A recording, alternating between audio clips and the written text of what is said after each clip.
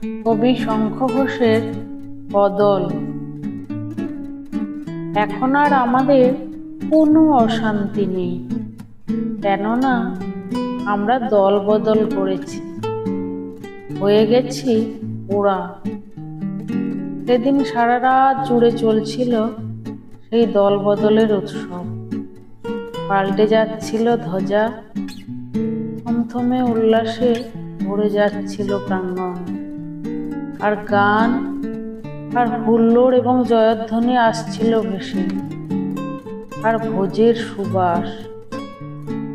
কোনো অশান্তি ছিল না আর, কেবল আগুনের হলকার পাশে তখনও তোমার মুখে গত জন্মের ছায়া তুলতে দেখে, তোমাকে নিঃশব্দ দেখে আমরা এগিয়ে এসে বলেছি, হয় কি, এই তো ভালো হলো, আমরা এখন হয়ে গেছি ওরা।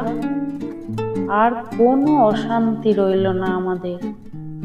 দেখো কেমন চমৎকার কেটে যাচ্ছে আমাদের কৃমিকীট জীবন।